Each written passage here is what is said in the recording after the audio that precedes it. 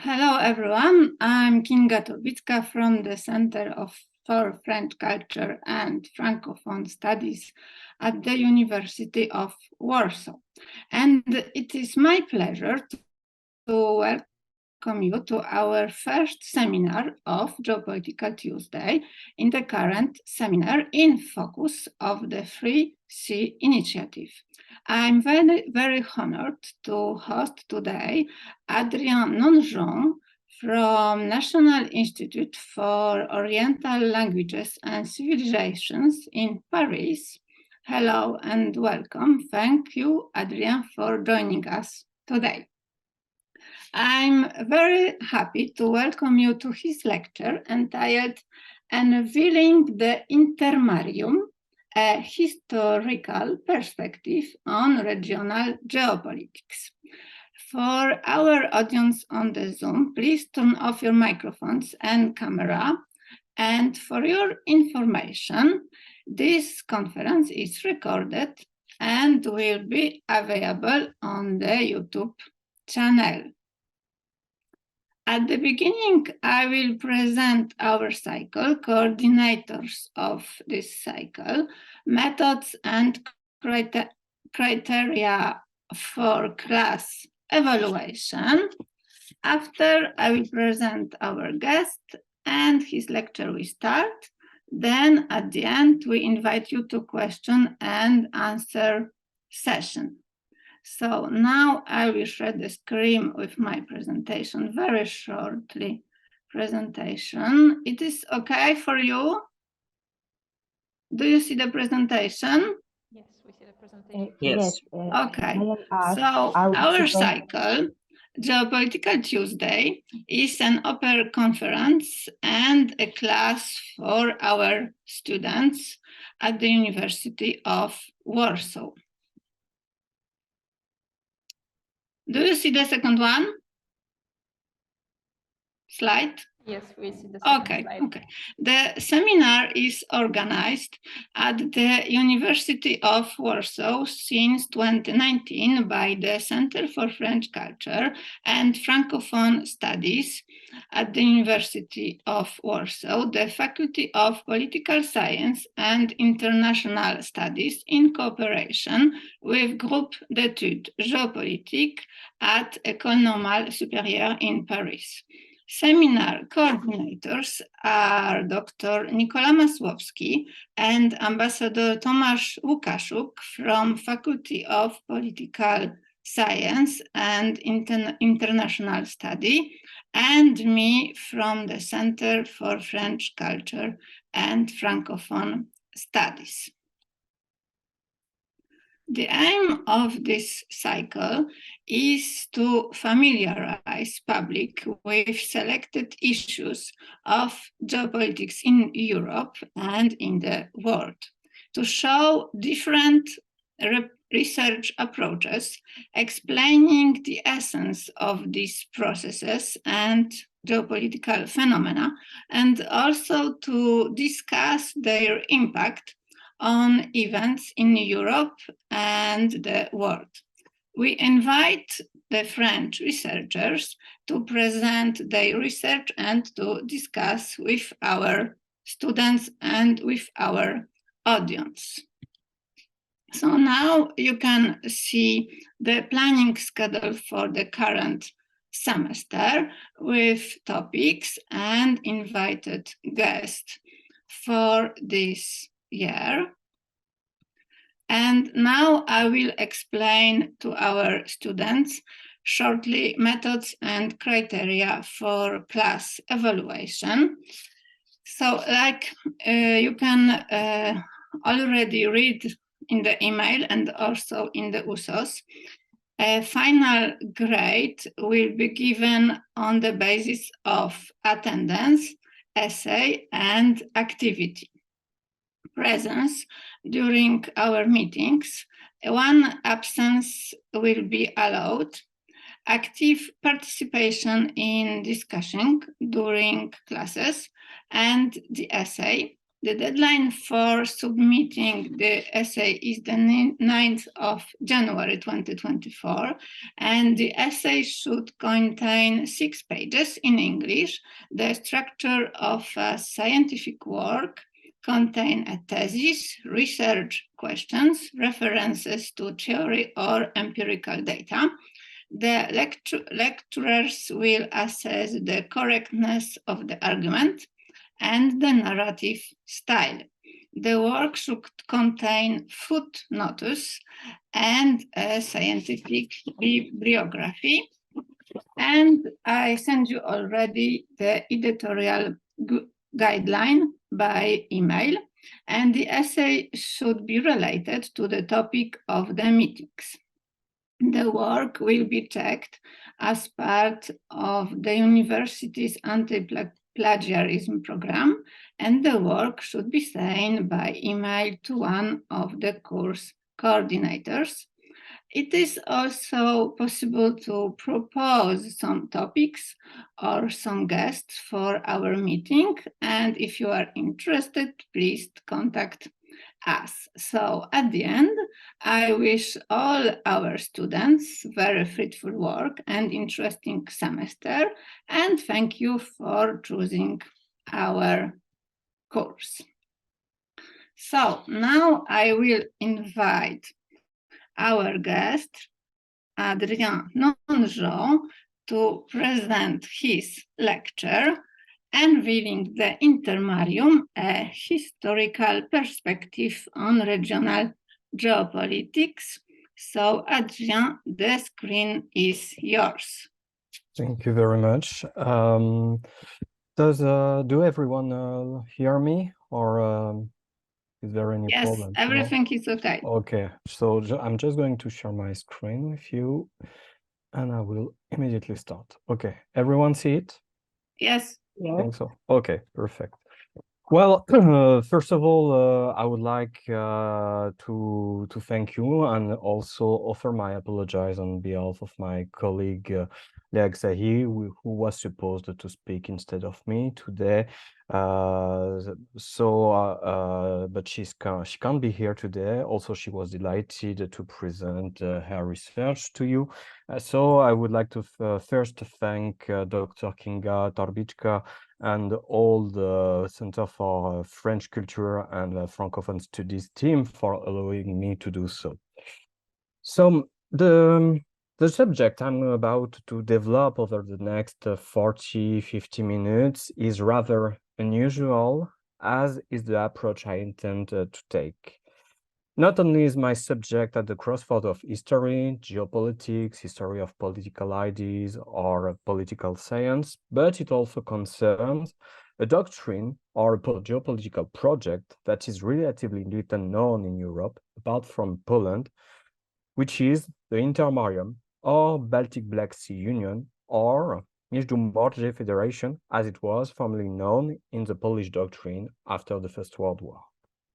So, the concept of the Baltic Black Sea Union is now, you probably know, regaining a momentum and some interest in the scientific community, as this reference has been updated in 2016 by the Polish and the Croatian government with the 3 Seas initiatives.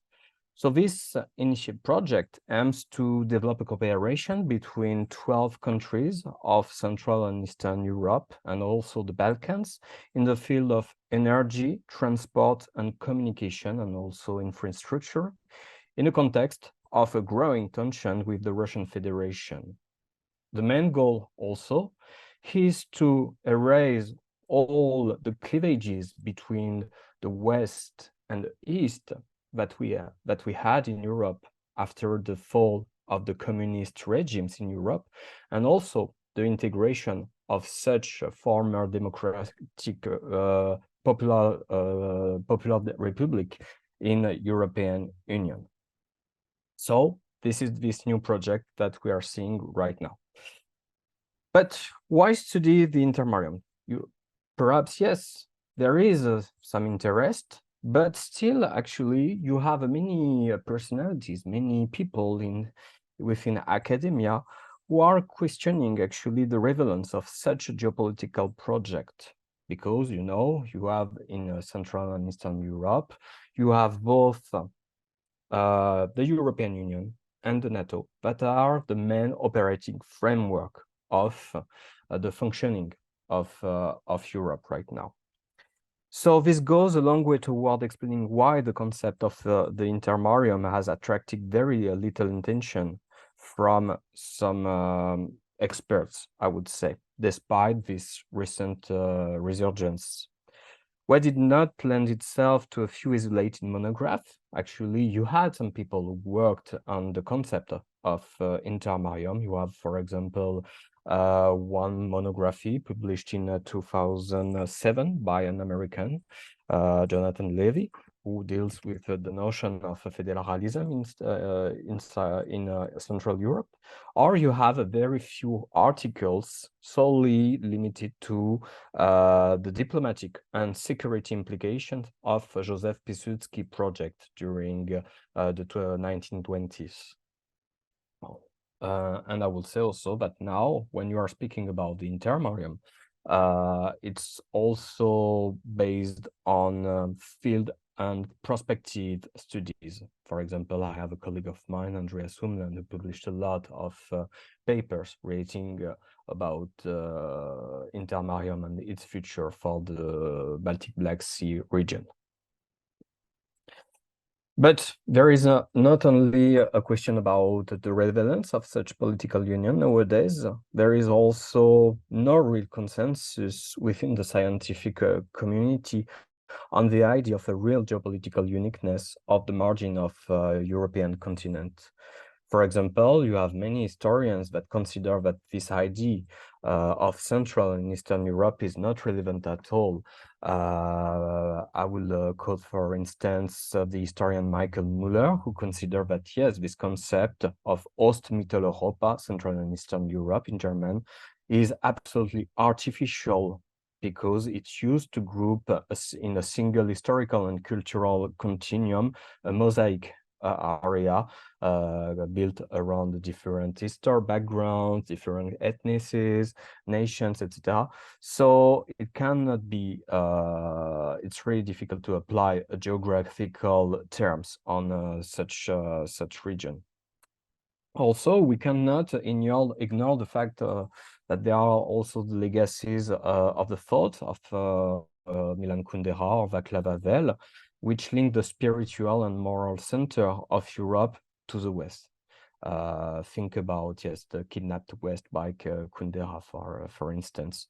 And this ideas actually developed by these authors are deeply internalized by these nations and their leaders. For example, when you are speaking to Slovak, to some Poles, they don't see themselves as belonging to Central Europe. They think they are the West. They are from the West and they belong to the West.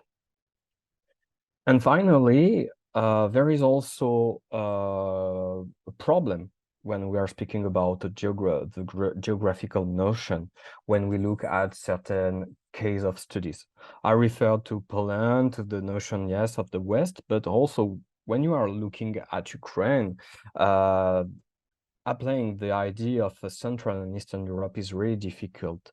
Of course, Ukraine now is struggling to become and to go back to its European roots during the Middle Age with Kievan Rus.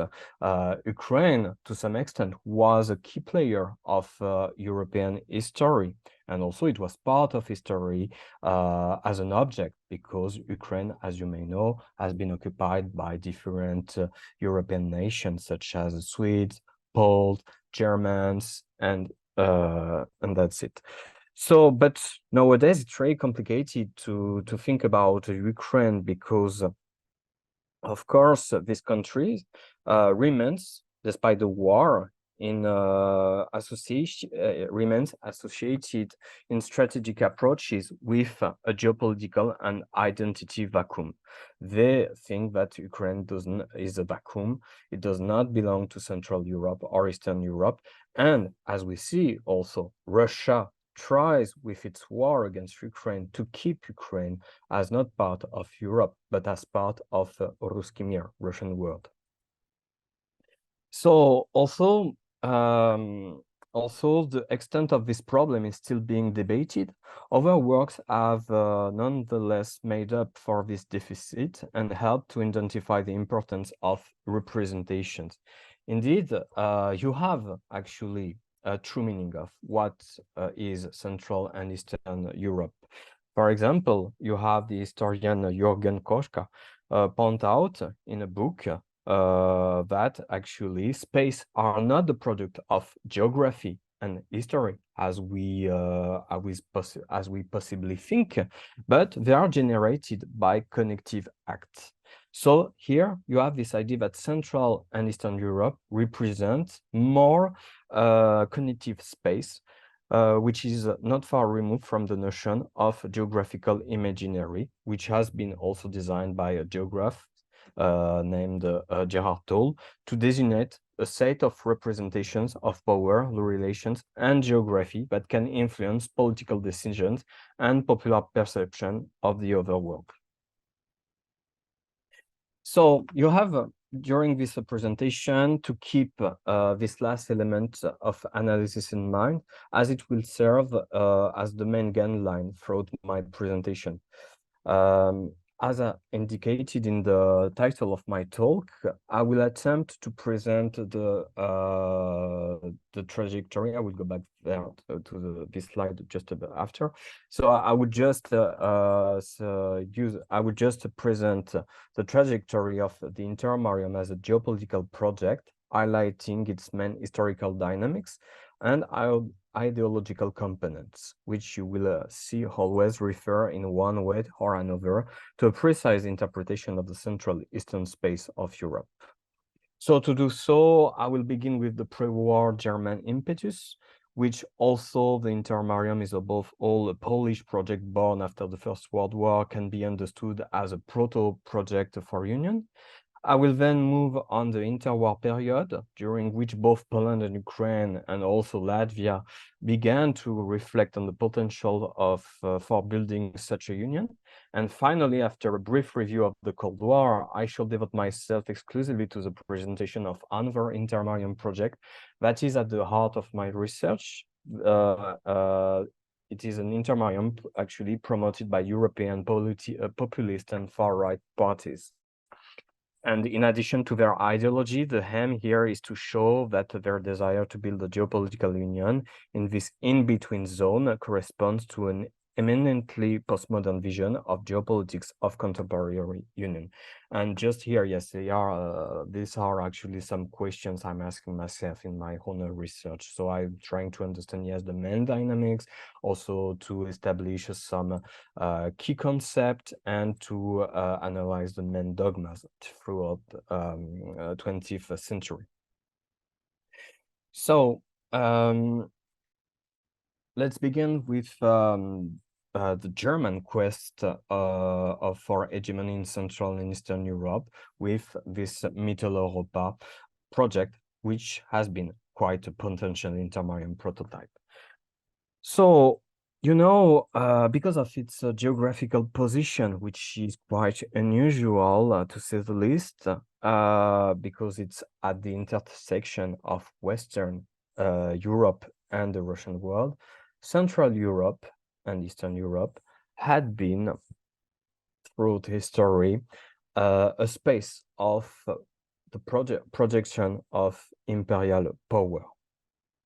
So, especially with Germanic powers, you had this idea that the center should be expanded, the power should be expanded in the center, because during the time you had actually this idea that there was a limes, a border between two worlds, the European one with chivalry, realms, Christianity against the other, which were Russia, because at the time during the 15th and the 16th century, Russia was dominated by Mongol. Also, they were schismatic because they were Orthodox, and in the southeast you had the Ottomans, so non-European and Muslims, for instance. So for that reasons, you have at the time of the development of the Holy Germanic Empire the idea that this Central Europe should be consolidated by the influence of monarchies and superpower at the time. And this representation of the center was kept by both Austria-Hungary and German Empire during the 19th century and helped them to maintain their hegemony against hegemony on the different nations, because at the time, actually, just before the war, you have Russia who tried to expand itself with different ideologies such as the pan-Slavism, and they were trying to use these feelings of belonging to destabilize Central Europe. So at the time, you had some thinkers, especially the one from German Empire, especially the German school of thought, Orientalist one, who were trying to think how they can maintain their hegemony. So their idea was actually we have to help all these nations belonging to the Russian Empire. We have to help them to gain to win independence, and then we have to initiate some cooperations. For sure, cooperations is a big word. It was instead actually a wish to dominate the area, but still there was this wish to dominate and to establish a whole pole inside Central Europe. So the main theorist of this was Friedrich Naumann, was born in 1816 and died in 1919, and he thought about the establishment of Mitteleuropa. So, of course, Mitteleuropa was also guided by pan-Germanist interest, but also by military priorities. It was actually, yes, to compensate some problems after the establishment of the German Empire in 1871, because the German Empire has an economic boom. There was a lack of colonial prospects in Africa, in Asia, and above all, you have the rise, yes, of Russian Empire with this pan-Slavic and nationalist ideology. So, yes, you have there was a priority to keep the region stable. So actually, given the imminent sense of the coming war, the aim was to exploit and support all this nationalism emerging in the Russian Empire to create this bulwark in Central and Eastern Europe. But also, German has this idea that with Mitteleuropa, it could serve some way future colonization plans, especially in Galicia and in the Black Sea. Actually, why this region? Because for them, it was a kind of a corridor opening up ways to Middle East for Germany via the Balkans. And actually, the Germans did somehow manage to create Mitteleuropa just immediately after the Treaty of Brest-Litovsk with Bolshevik Russia on March the 3rd, 1918, which was followed with the Treaty of Bucharest with Romania on May the 7th. And it led to establishment of Led Europa with a new area mainly dominated by German Empire with different independent states, but it was de facto satellite states under the influence of the German Empire. But of course, immediately after the defeat of November 1918, this project absolutely disappeared. But to some extent, it never left the German mind, because you have this idea that Mitteleuropa should come back in a way, and it became a kind of myth of revenge. designed to break the French alliances in Central and Eastern Europe and to exercise the humiliation of the Versailles Treaty. And to some extent, this Mitteleuropa was also reinvested by the Nazi with this idea of Lebensraum. But, well, while Mitteleuropa was in many respects one of the first doctrinal incarnation of this idea to secure the in-between seas area, the Baltic Black Sea axis, the immediate post-war period allowed it to take root. So actually, after the defeat of Germany, Europe, Central and Eastern Europe, to be more precise, was in turmoil. You had the revolution in Russia. The Bolshevik tried to implement to spread the revolution across the continent, and so it was one of the biggest fear of the Entente, who won the war, but also Entente was afraid about the rise of Germany, because, as you may know, Germany, of course, declare peace, signed peace agreement, but when you are looking on the field, the German army was not defeated at all. So there was this big fear from two directions. And at the time, the Entente power, and especially France, were thinking that if there would be one key player to maintain stability in the region, it should be Poland. And at the time, actually, immediately after Poland gained its independence, you have the Marshal Józef Pilsudski, who was the leader of new independent Poland, who tried actually to organize a way to defend Central and Eastern Europe. So this idea was to form a federation between the seas, which is in Poland means Międzymorze, so between two seas.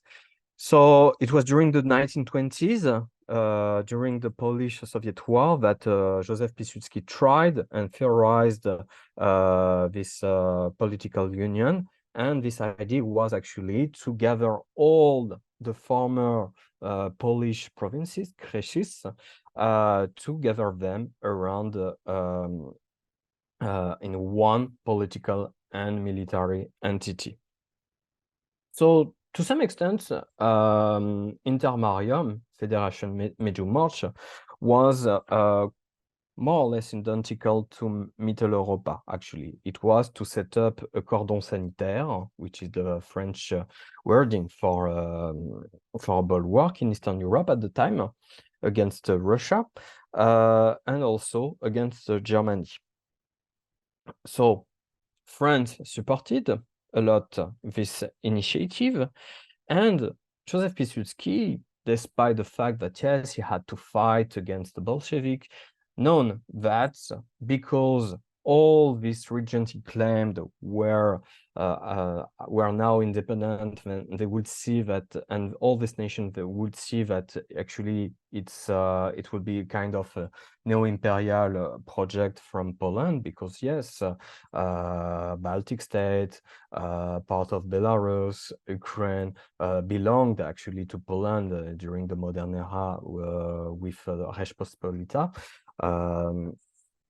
So Józef Pilsudski had to manage these fears from newcomers nations. So he designed ideology, which is called Prometheism. Prometheism actually is this idea that since the beginning, Poland, at the difference of Russia, represents an ideal of democracy and civilization.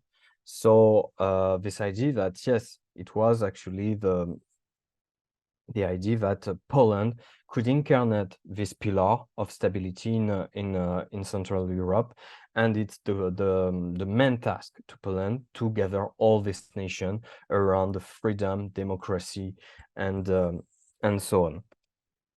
So actually, it was not only ideology which conducted the diplomacy of Józef Pilsudski at the time. Józef Pilsudski also, with the help of friends, managed to create some, I would say, lobby group during which acted during the different peace conferences in Paris.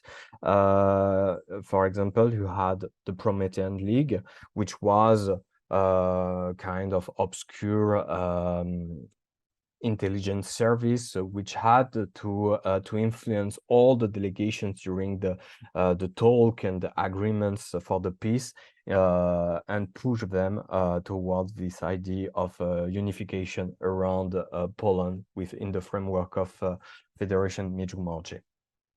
But despite this, actually, this project failed for many reasons. So the first one is, of course, that all these little nations from Central and Eastern Europe were afraid about the resurgence of Poland as a big power in the area, and also because of the defeat of some of them, especially Ukraine. Actually, Józef Pilsudski helped till 1921 Simone Petlura in Ukraine and the Ukrainian Popular Republic against the Bolshevik, but they had to leave the area, so it was a complete defeat. And after the lose of Ukraine, this idea actually disappeared from the Polish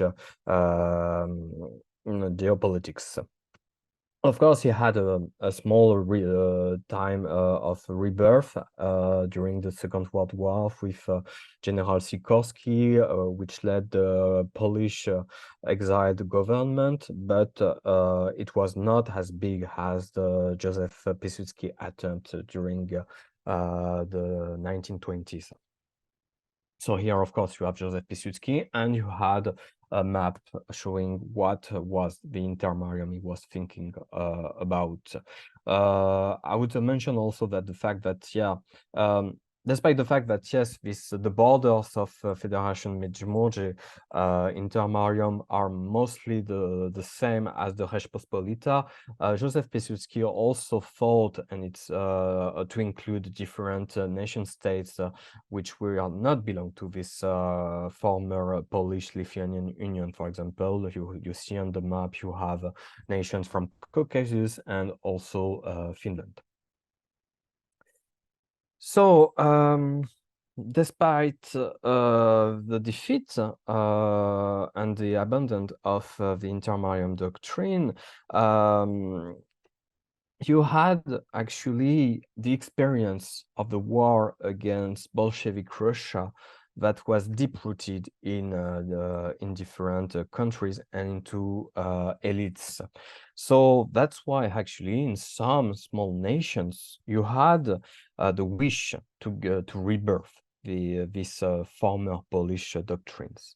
For instance, you have in Latvia the General Peteris Voldemars Racins, who was a former Tsarist officer, but he joined during the Civil War Ukraine, during Petlura's directory.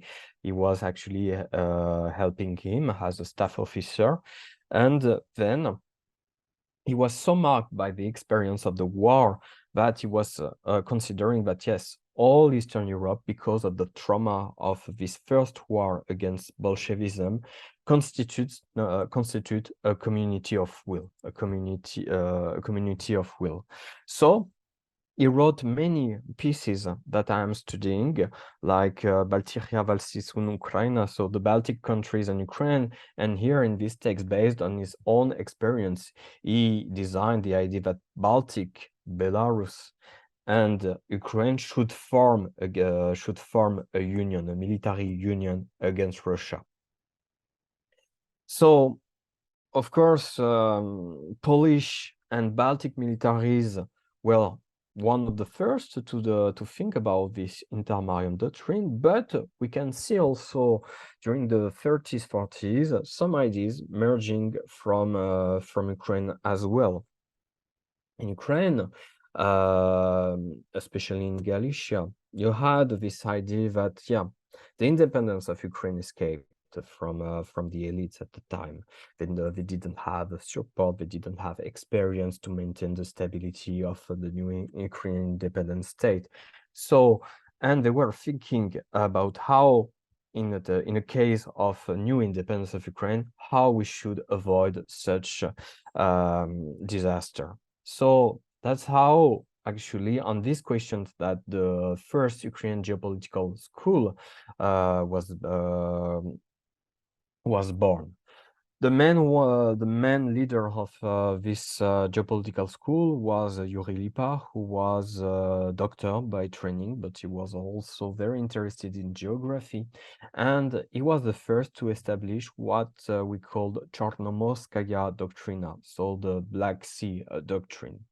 So this idea is quite using a lot of geography. Yuri Lipa did a huge analysis on rivers, the distribution of water in Ukraine and in Russia, and by the study of river but also landscapes, he understood that actually there was a north-south axis of the great Ukrainian rivers, and that would be actually the natural historical outlet for Ukrainian power, while the steppe would reinforce the idea that Ukraine, and more broadly the Baltic Black Sea area, would be a natural bulwark against Russia, which is considered by Yuri Lipa and also other people gravitating around him, especially from the nationalist movement OUN, that Russia actually is a Mongolian cultural mutation.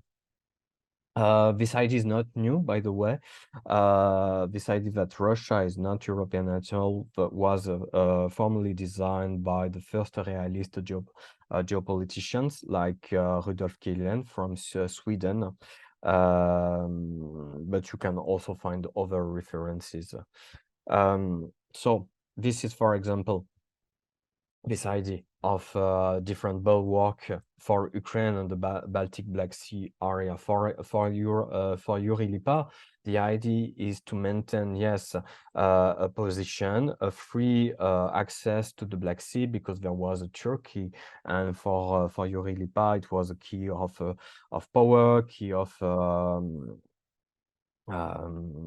trading, and yes, because of different rivers, so Ukraine could be stable and resist against Russia. So yeah, so beyond the theoretical affirmation of the uniqueness of the Baltic Black Sea area based on simple historical and topographical analysis, this doctrine of the Intermarium found its full expression in the Anglo-Saxon world during the Cold War. Actually, the Americans espoused a part of it with, and they also implemented some fragments of this Intermarium doctrine within the idea of Rimland Outland designed by John Alford Mackinder. So to sum up, I will show you John Alford Mackinder, who was British, designed after the First World War a new way to see the world. For him, there was this opposition between thalassocratic powers and earth powers. And for him, this idea was, yes, there was an outland, which is the center of the world.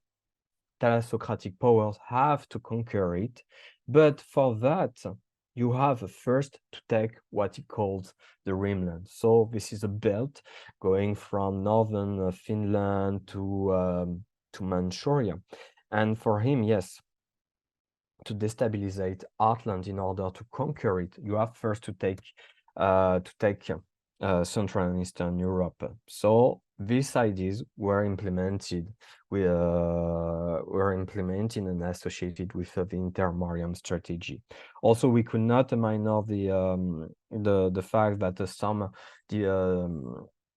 intellectuals who left Europe after the Second World War and the conquest of Central and Eastern Europe by the Soviet Union actually did also help the Americans to formulate their doctrine. So these ideas were implemented by 1953 in the doctrine of containment and also the rollback. So you have actually this idea that yes, to win against the Soviet Union, you have first to break their influence in the most weakest point, which are the popular democracies.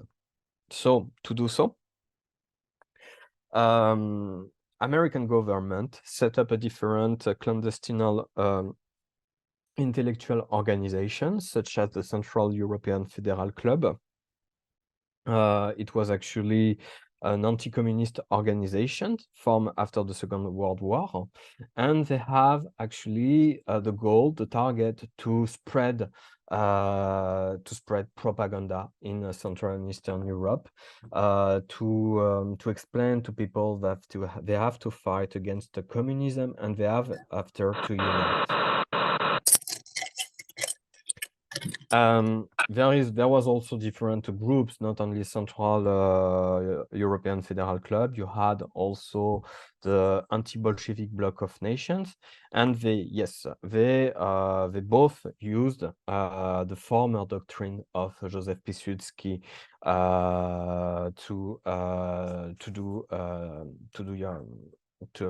for their mission, for their objectives. But however, this strategy was very short, and just immediately after the end of the Cold War, all this and the disintegration of people's democracies in 1999, this Intermarium doctrine was absolutely abandoned. Abandoned for different reasons. First of all, because all these countries decided to join both NATO and the EU. There was a small attempt, especially from Ukraine, at the time of Leonid Kravchuk. It was a Guam project which should unite Ukraine and some Caucasus Republic like Georgia, but it was absolute failure. So, however, nowadays there is still Intermarium project. Actually, I spoke first about the Free Seas initiative, but I would like to focus more on the second Intermarium project, driven by populist and radical right movements in Eastern Europe. So actually, you have the end of the Cold War, and this Cold War was designed around two ideologies and two blocks which were facing each other and were struggling for the supreme domination. But after the fall of the Soviet Union, there was this idea also underlined by Francis Fukuyama and this concept of the end of history, that there would not be ideology structuring history and the course of history. There would not be borders at all, only capitalism, only free trading, and so a global era without any leading pulse. But for the radical right, this period is considered as well as an interregnum, as a vacuum, because there is no ideology, there is no markers of identity. Actually, for them, we are living in a post-modern world because, yes, no structures and so many actors, such as the radical right parties. So, because of the end of the Cold War and the emergence of a new world and with its own dynamics, you have in this zone at the intersection of European Union and Russia, you have the populist and radical right groups who are trying to think about changing power relations and geopolitical bloc allegiance. It's the result first of postmodern geopolitics. It's also the fact that for a long time just before the invasion of Ukraine, you had this idea that yes, the American power was declining, and you have also a big shift in the global hierarchies since the dissolution of the USSR. So all this make the world unsafer for some nations, and the populist and radical right tried to use it to justify their project. It was the first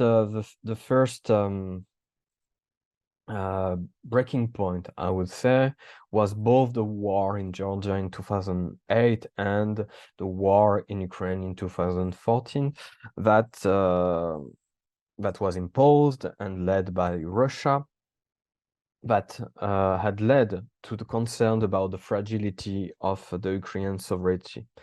And so the Ukrainian far right decided to think about a strategy which could contain both Russia, which is considered as they say, neo-Bolshevism, and also against the West, because of course they are against liberal order. They think that the West is doomed. The West means nothing nowadays, and they want to go back to a new a certain meaning of the West. They have this idea of the golden age with traditions, hierarchies, homogeneity of nations. So actually, they considered that after the war, Ukraine was as a center of a breaking point into geopolitics with that. And also they think, because of the war, that there was this idea that Ukraine is at the center of a clash of civilizations between Europe and Russia. So who is leading this Intermarium project? Well, it is a party, a nationalist party in Ukraine called National Corps. So this party actually is an emanation of the renowned Azov regiment. Azov regiment, just to explain a brief, was first a volunteer battalion formed immediately after the revolution on Maidan and the breakup of separatists in Donbass. So they fought, they were integrated, they fought, they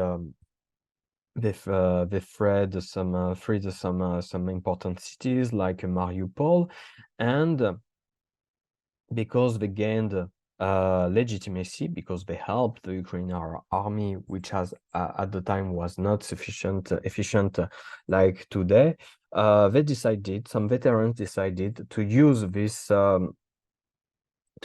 legitimacy acquired on the front line to go into politics. And they created, on October 14, 2016, their own political party, National Corps.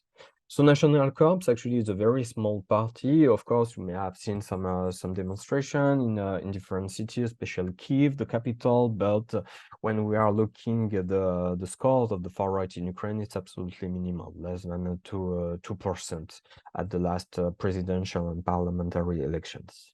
But however, they have in this party, you have some polls, different polls acting and try to spreading their idea. And you have one which is dealing with cultural and ideological struggle, which we call metapolitics. So you have this idea that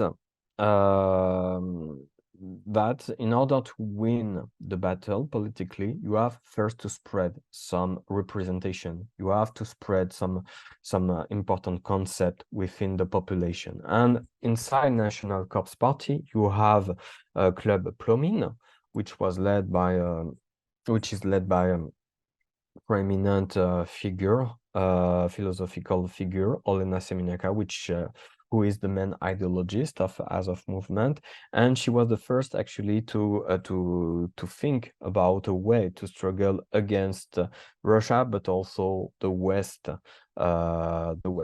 So for her, the idea was to create a new dynamics in Eastern Europe by promoting the Intermarium as a third way philosophy. Just to sum up, third way philosophy, well, it's very old concept. Many philosophers, especially from the far right, claim to promote third way philosophy. We can quote, for instance, Alexandre Douguin, but you had also Alain de Benoit in France with the French New Right. So this idea is to reject both the West and the East to create something unique. So this idea here is, of course, to create through the Intermarium first a union on the military scale by joining different forces from Baltic states, Ukraine, Poland. They could create autonomous defense pole against Russia. Of course, it's also this idea of creating a new dynamic within Europe. Actually, their main target is to use the potential Intermarium Union as a trampoline for pan-European nationalist revolutions, because they want to create within the Intermarium the true the so-called true Europe with homogenical ethnicities, traditional societies, and so on, in order to struggle against postmodern geopolitics.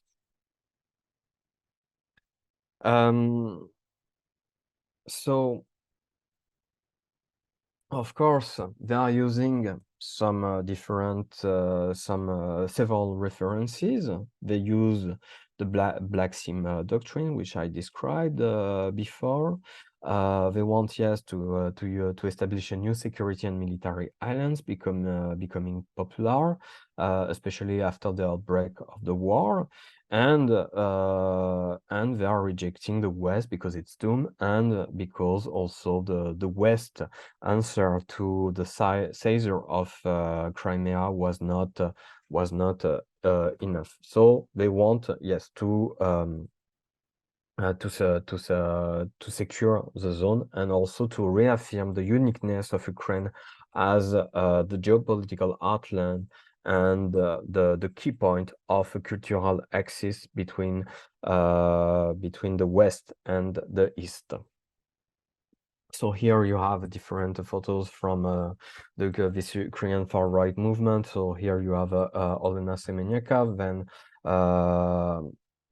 the logo of Plomin, which is well, this new Ukrainian right, and of course, but I will not speak so much about it. This idea was not so new. Actually, during the 90s, you have a different nationalist groups in Ukraine who already thought about fighting Russia by establishing a new domination or counterpower on Eastern Europe at the margins of Russia. So actually, this idea of Intermarium used by the far right is mostly inspired by postmodern geopolitics, which I briefly described when I made the introduction of the last part. So actually, yes, they have this idea that geopolitics is absolutely different from nowadays. Before that, it was a word to describe the interrelationship between states. Geography was important, and it was important to explain the politics of power. But nowadays, actually, there is no true meaning about the geopolitics. But to some extent, everything changed after the Cold War, as I explained, but also they think that postmodern geopolitics is responsible of deterritorialization. So that's why actually by promoting a new union, they want to escape from this deterritorialization processes, which actually diminishes the importance of societies and cultural legacies. And how they wanted to reterritorialize the region, actually, it's by promoting to some extent the idea of the empire, which is very interesting.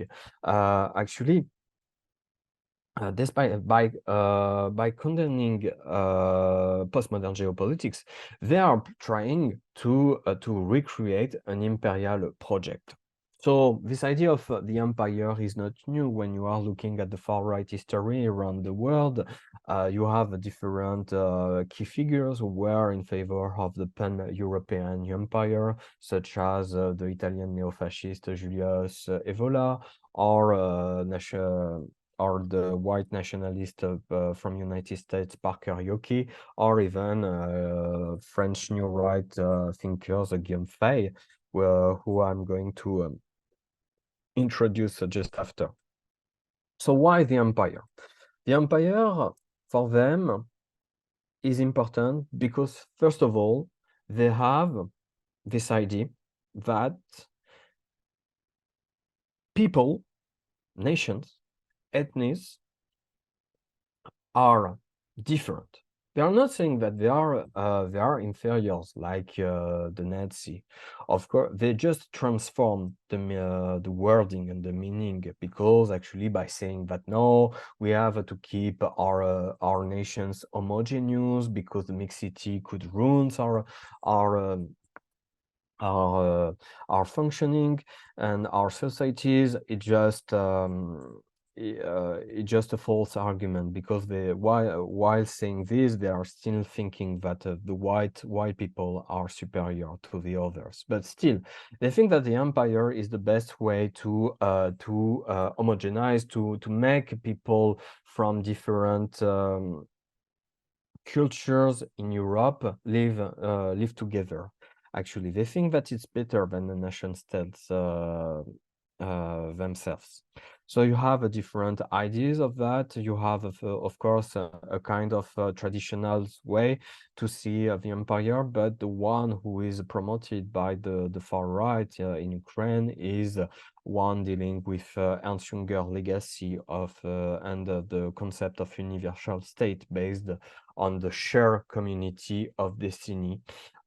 Shared community of destiny. Why? Because the fear of the Russian threat, the fear about the decline of the West, and of course some theories about far-right theories like the great replacement, that they see that actually in Western Europe, because of immigrations, there will be a threat for white people. So actually, this idea of empire desired by the far right would consist, as I said, on a civilizational confederation of white ethno-states based on tradition and also modernism. And I will explain why. You have actually one key and central, I would say, concept within this new idea of Intermarium. Remember, I spoke when I was speaking about Józef Pilsudski about Prometheism. Here in this project, you have also Prometheism ideology, but it's absolutely different from Pilsudski one.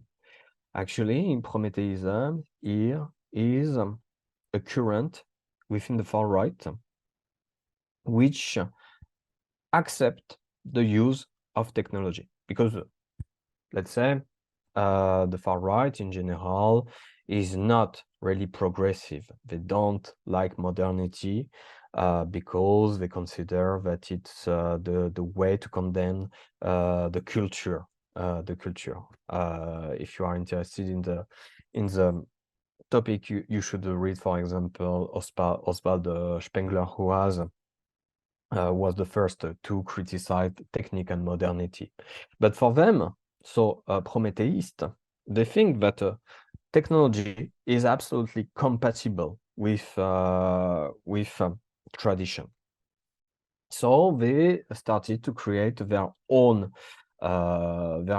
ideology. So the first one was actually the Baltic far right, especially the conservative Estonian party, EKRE, and its youth movement, Sine Aratus, the Blue Awakening.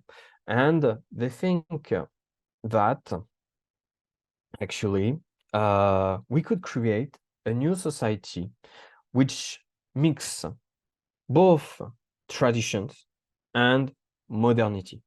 And especially the Baltic Black Sea area is absolutely the perfect place to do so. Why? Because you have still for them traditions, you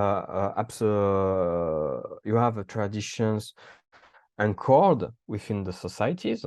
People are very attached to traditions, but because of the legacy of Soviet Union, there is a potential in industry, in techniques, and for them, the true spirit of Europe is both the technician spirit and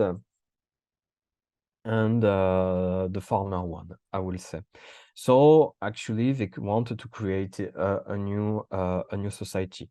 So this idea of ethnofuturism is not new at all, because it was in France with Guillaume Faye that you had first this idea expressed with the term archaeofuturism, which correspond to the same actually. So if you want to imagine a bit, let's imagine, for example,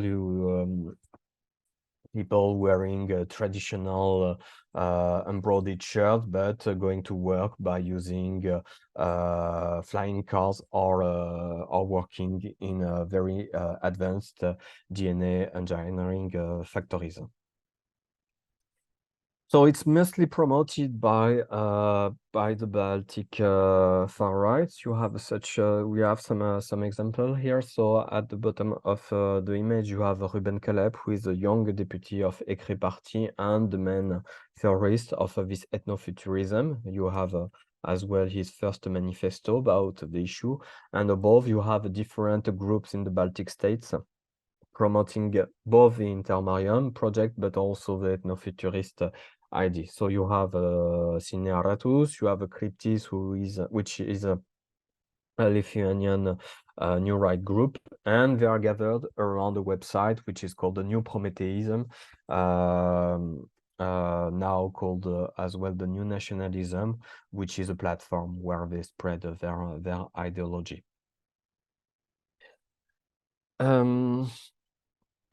I don't know how much time I have left, but I have soon finished.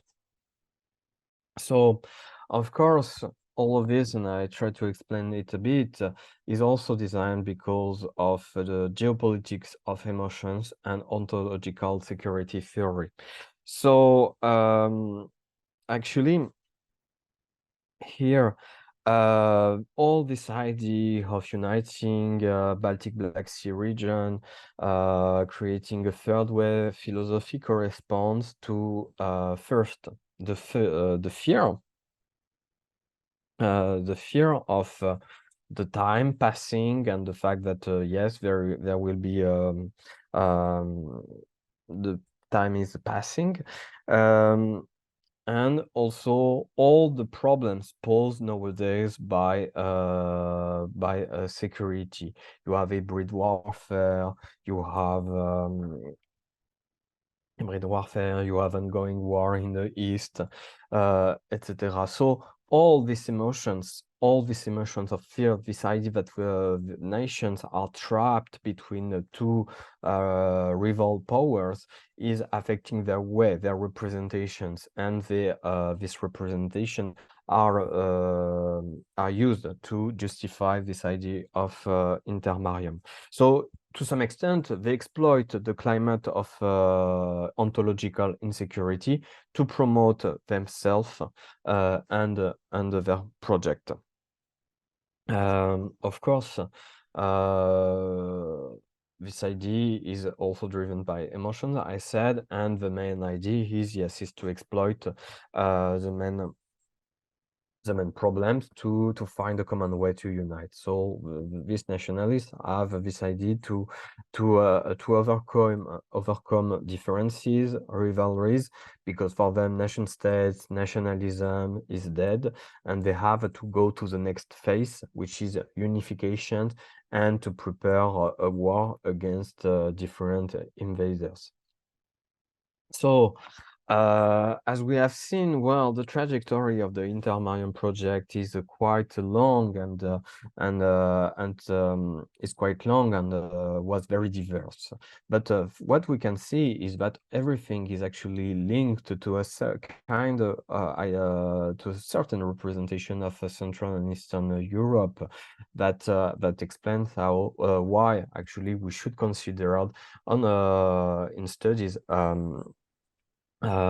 this nation. Actually, we have here different geographical imaginaries, and moreover, despite the fact that I haven't spoken so much about that, we can see that actually Ukraine is at the center of this geographical concept and this geographical imaginary. Thank you. Thank you very much, Adrian, for your very interesting lecture and for explaining us this very interesting vision of Intermarium from geopolitical, historical, and geographic perspectives. So now I invite you to ask questions and comments. You can write your question or comments on the chat, or even you can talk to us by using your microphones. So please welcome, and we invite you to ask your questions. We have always the problem with the first question, so maybe I would like to ask you, what do you think of today's situation of this project? Because as we observe, for example, in Poland, this project of Free Sea Initiative, for example, was used at the beginning of the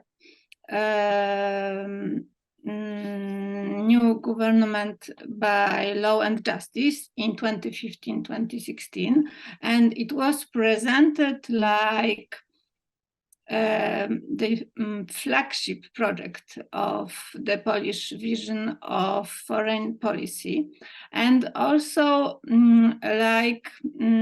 as the platform, some kind of platform of regional integration against German hegemony in the European Union. And today, like you know, the Polish scene is very polarized, and we have, on the one hand, the right-wing parties. They said that. Yes, please.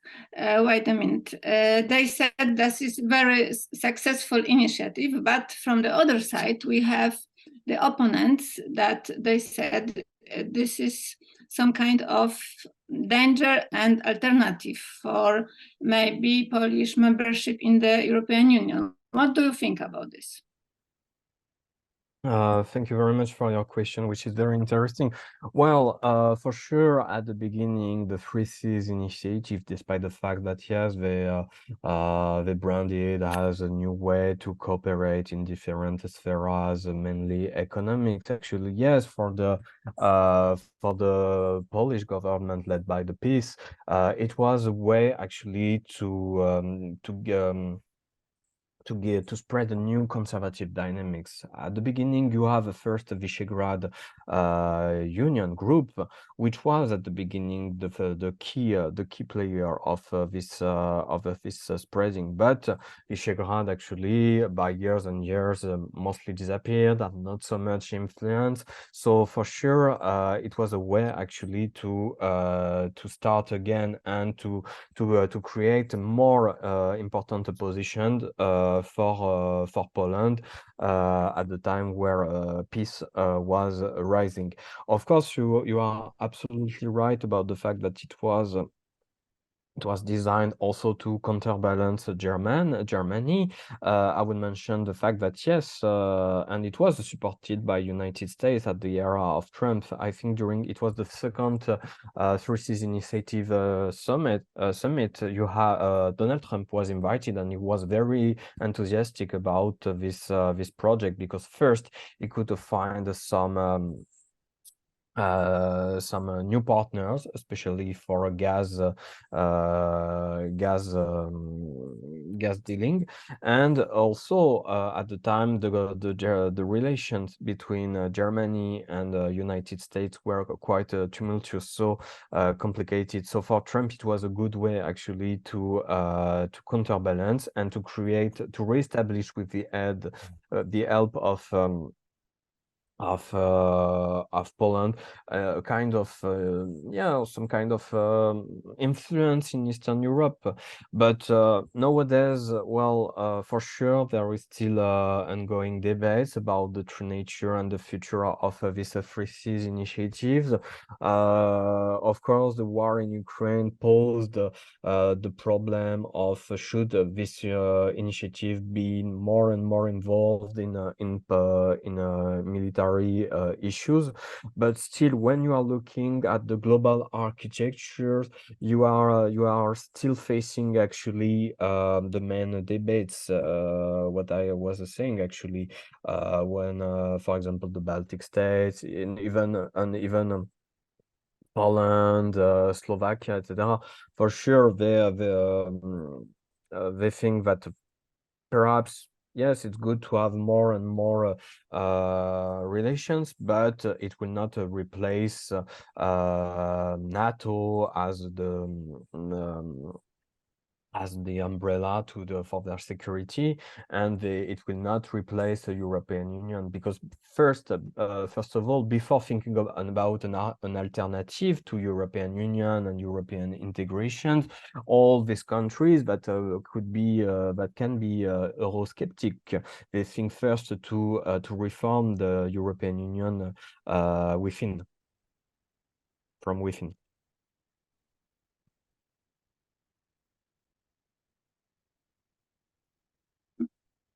Thank you very much.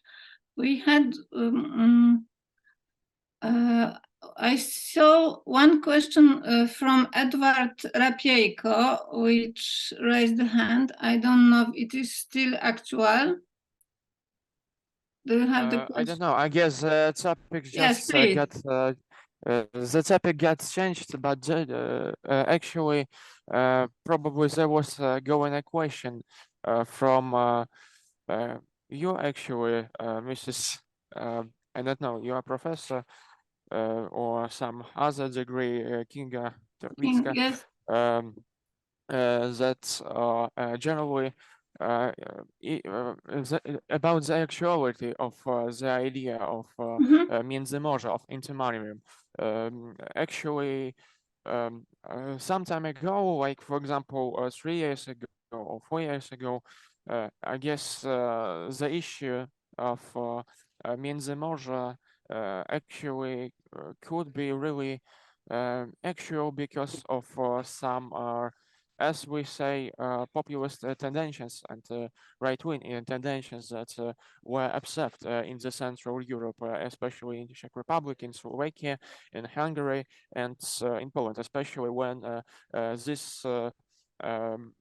these parties that were governing in these countries were going to cooperate with the right-wing presidency of Donald Trump in the United States, so that this line of cooperation went in the direction that an entire front was like coalescing itself. But nowadays, situation is a bit different because there is, for example, conflict between Ukraine and Poland about the issue of grain distribution at first. At second, there is a problem generally with Slovakia and with Hungary that are going towards the direction of pro-Russian. What I will say it's that way. Populism towards Ukraine. There are problems inside the politics in Bulgaria, for example. There had been a political crisis for several years, which is still uncertain to be solved. And so the only thing which is still could be seen in this initiative, which unites several countries, like especially Baltics, Poland, Czech Republic especially, and Romania, Bulgaria too, is the issue of Ukraine, because everyone still continues the military and economical support of this country. But generally, when the issue of the war will be solved, I guess the idea of Intermarium, besides the fact that it sounds beautiful, especially because of the fact that Poland can play a really important role inside this alliance, is still had to be imagined to be real, let's say so. So I think that actuality of Intermarium right now is controversial. It's not certain. Thank you for your comment. And I see a lot of questions on the chat. So we will start maybe with the first one from Maciej Woch. Which direction should Polish foreign policy take in the context of defense? And do we currently have any coherent strategy in place? What do you think, Adrian? Well, first of all, I have to say that I'm not a specialist of international relations. I mean, my PhD is mostly in history, and I'm mostly dedicated to the study of radical right movements and their ideology. But well, as we see right now, well, the Polish direction is more or less the same as the previous year. I mean, of course, it's oriented toward the East by supporting all neighboring nations, especially Ukraine, even before the war. And also, Poland is also very proud and about its membership to NATO. So for now, actually, even the fact that yes, the Russian threat pose a big issue in Central and Eastern Europe, the direction of Poland is not going to change for sure. They are not thinking about the fact that they have to exit the NATO, even if United States could, after we will see after the election, left Ukraine, perhaps. I mean, you have, for example, in NATO, you have the possibility for member states to use the NATO capacity for their own purpose. So as Poland is still preoccupied by the future of Ukraine, there will be still some potential here.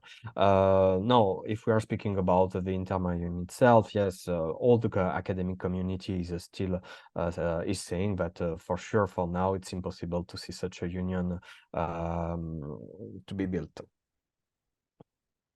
Yes, thank you very much. I think it is the subject for another seminar. Maybe we will invite some specialists from ER and from Polish security policy.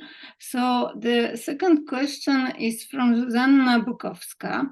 How does the idea of an intermarium as a regional alliance in Eastern and Central Europe impact the existing alliances and relationships with neighboring countries and international organizations? It's also a good question. There, I would say that, well, Intermarium is, well, I'm working on the idea that doesn't exist. So actually, even the fact that, yes, as Eduardo said, that, yes, there is a kind of a mystique, a mythology around the Intermarium, especially right now. I mean, we can, if we have to see Intermarium somewhere, it's in the way how people from Baltic Black Sea region reacted after the invasion of Ukraine by Russian forces with the mobilization of all the people and the solidarity. This is actually the core, the true essence of the Intermarium, based actually on a certain experience of history.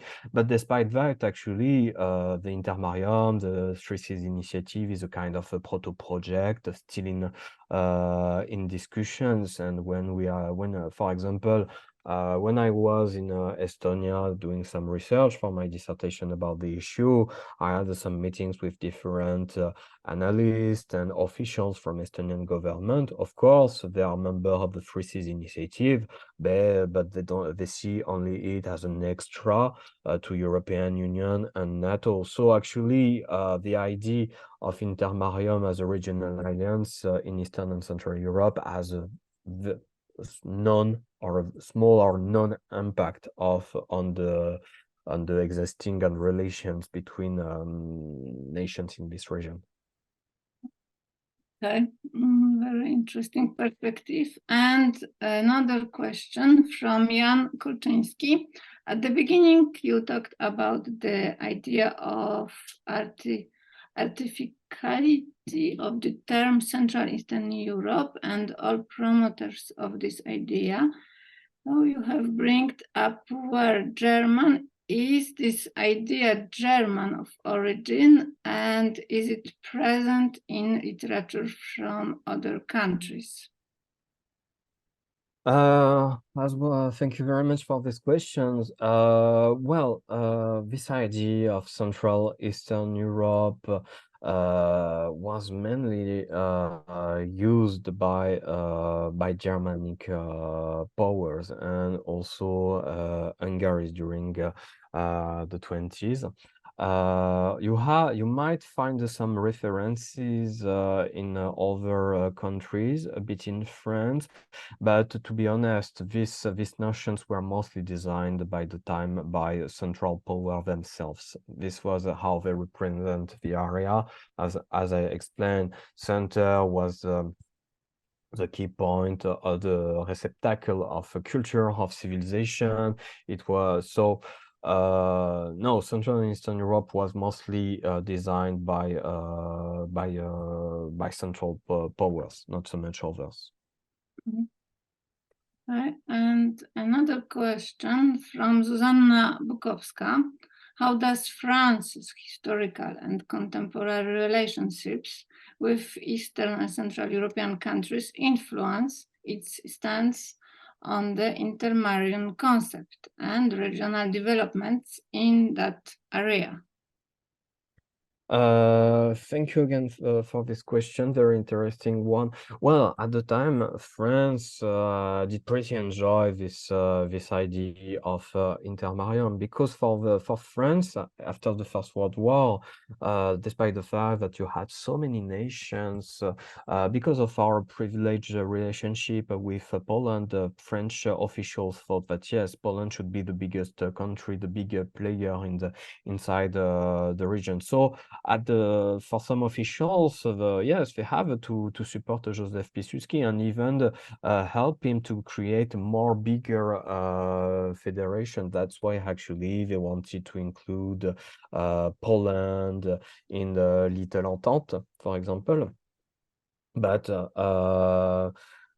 for other nations, especially Czechoslovakia, Romania, Baltic states, it was a very complicated, because first they saw the potential resurgence of a Polish imperialism. Secondly, all these nations had not the same priority in terms of security. For example, Romania, Czechoslovakia was more afraid about Hungarian revanchism and revisionism, and also Great Britain, which was one of the main member of the Entente, was absolutely against this idea of Intermarium, because of course they saw that behind Poland you had the French support. So for them, Poland was more or less an emanation of France, and they want actually to create an equal.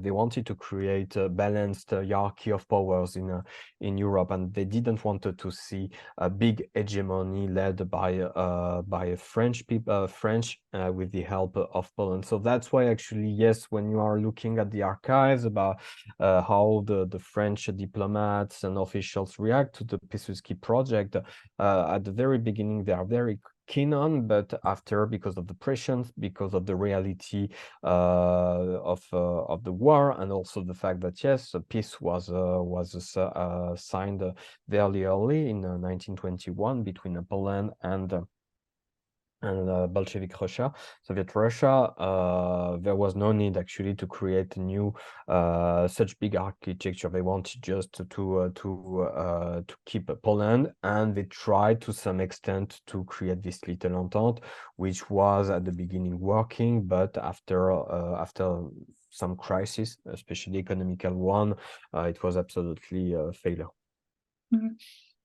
Okay, and maybe we will take the last question, because we must to stop our very interesting seminar. And the last question from Maria Judas.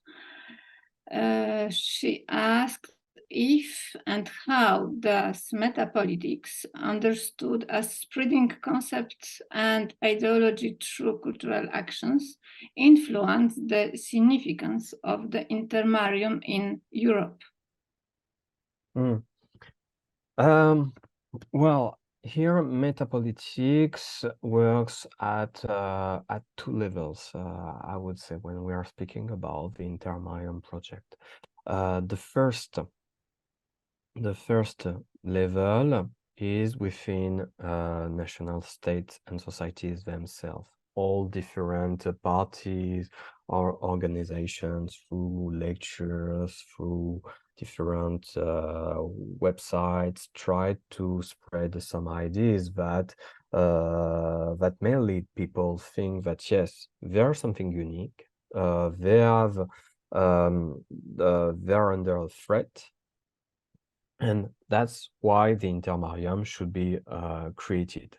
And the second level is more at the transnational level, because metapolitics, it's not only a strategy of colonizations of mentalities, it's also references, some key concepts, such as the one I explained to you, and their ideas is also to create a new grammar ideology, because of course nationalists, they are proud of their country, and they might also act as a very chauvinist, because it's in their interest to defend their own nation. So that's why, for example, for a long time, you have some difficulties between Polish nationalists and Ukrainian nationalists. But here, what the Intermarium help to do so, with the creation of a new common language and new grammar ideology, it's to make all these different structures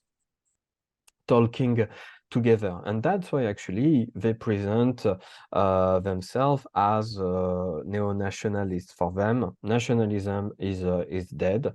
It's not the key priority, and they created a new scale level of self-identification. It's part also of postmodern geopolitics, as they see now. Actually, identity in some countries, as they think, doesn't means nothing actually. And for them, for example, what is the main denominator is, for example, ethnicity. So to be white, to be European. So metapolitics here, if I understood correctly your question, helps to